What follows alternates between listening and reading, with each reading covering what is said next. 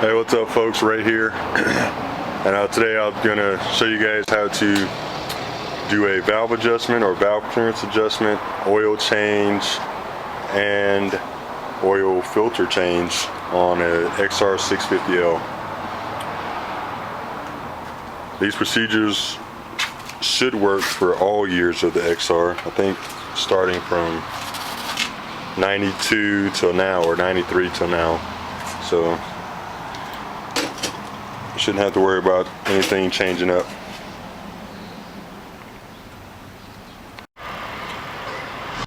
Alright, first thing I'm going to do is do a valve clearance adjustment. So the first thing you want to do is turn your fuel valve here to off.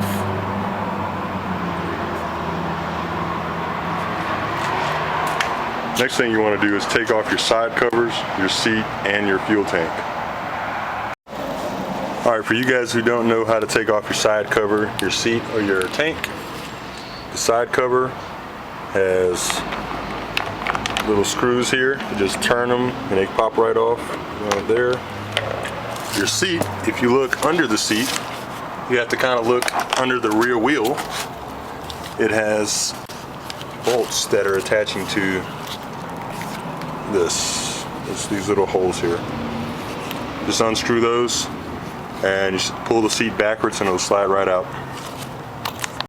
Once you get the seat off, you'll see that the tank has a screw here, and I've already taken the screw off, or excuse me, the bolt off. And next thing you'll do is you want to disconnect the hose that's running from the petcock here all the way to the carburetor. Just disconnect that, and then you lift up on the tank and you pull back and the tank will slide right off. And this is what it will look like after you're done taking those three parts off. Alright guys, next thing you want to do is you want to remove the timing hole cap, which is this one. The timing hole cap uses I think it's a size 6 hex wrench, and you also want to remove the crankshaft hole cap, which uses a size 10. To remove these, you want to turn them in a counterclockwise direction. As you're looking at them, counterclockwise.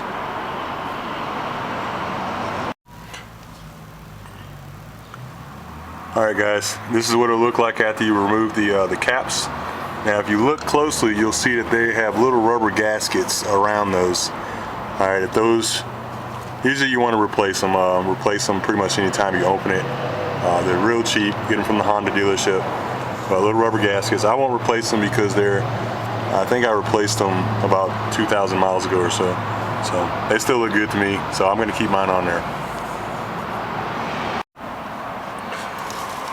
Alright guys, next thing you want to do is you want to take off the valve adjusting covers. These are the valve adjusting covers. There's 4 of them. 1, 2, 3, 4. Another side there. Over here. Alright, the valve adjusting covers, I think, let's see, let me grab what I got here. They use a 20, not sure if you can see that, 24 mil socket. So, and again, turn it counterclockwise to take it off. And I've already adjusted this one, or taken this one off. So that's what it looks like. And there's 4 of them. Also, I guess I should have told you beforehand, before you go taking all these parts off, make sure your bike is clean. My bike isn't clean, but the reason you want to make sure the bike is clean is so when you take the parts off, you don't get dirt or any other foreign objects or debris falling inside of your inner mechanics or inside of the engine. Alright, so make sure your bike is clean.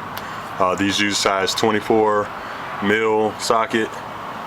Turn them counterclockwise.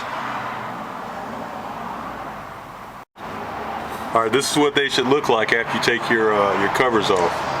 Alright, I got that right there. It's 1, 2, 3, and this one I had some trouble on, so I'm gonna have to actually chewed it up pretty good, so I probably won't be able to get that one off, but I'll get it off eventually.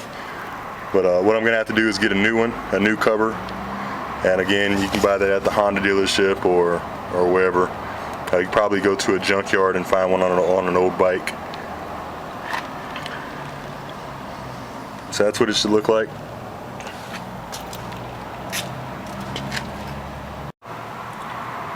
Alright folks, next thing you want to do is you want to rotate the crankshaft counterclockwise, which is, you want to rotate this little bolt here. You want to rotate that counterclockwise and you align the T mark with the index notch on the left crankcase cover. Alright, so there we go. It's kind of hard to see, but as you can see, here's a little notch right there. The notch that's in the on the cover here. And on the inside you'll see a line, and to the right of it you'll see there's a T there. You want to have that line aligned with the notch, like I said before. Alright? And that right there puts you at top dead center on the compression stroke. Alright. From this point you want to check the clearance of the exhaust and intake valves by inserting a feeler gauge between the adjusting screw and the sub rocker arm. Alright, and that's going to be up here where the valves are. Exhaust 0.12 millimeters. Alright, now if you don't know where the intake and the exhaust, what it means when it says that. Alright, just kind of look at it this way. Where's the exhaust pipe come out at? The exhaust pipe comes out right here, right? So that means, that's telling me that the exhaust is on this side. These two are the exhaust, the one over here and the one over here. This one would be the intake, and this one back here would be the intake also.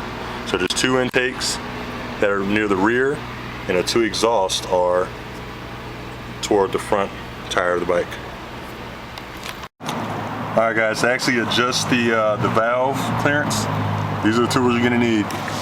You need a flat tip screwdriver, you need a size 12 wrench, and you need your feeler gauge and size 0.004 and 0.005 inches.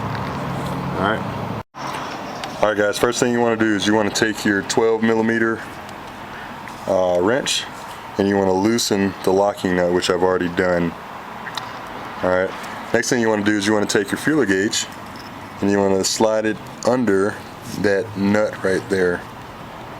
Alright, from here you want to take your screwdriver and you want to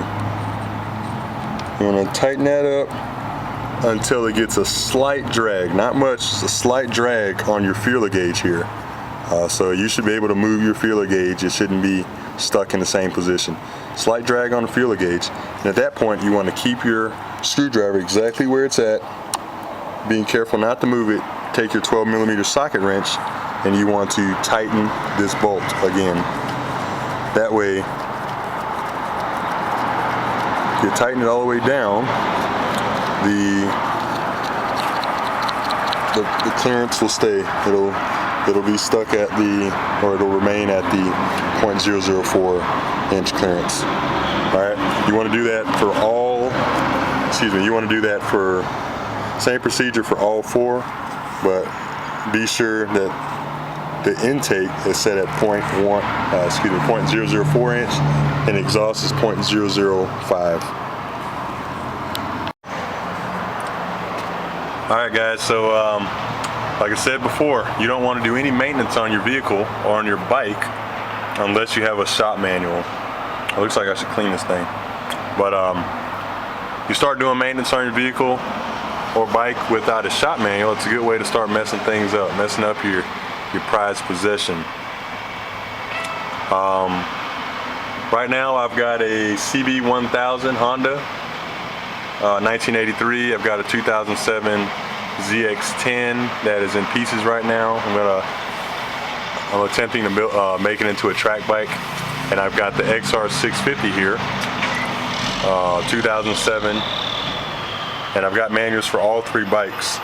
So if you have the need for one of the manuals, go ahead and shoot me a message down at the bottom, and I will be sure to get that to you as soon as possible. Make sure you guys have your email address on there also.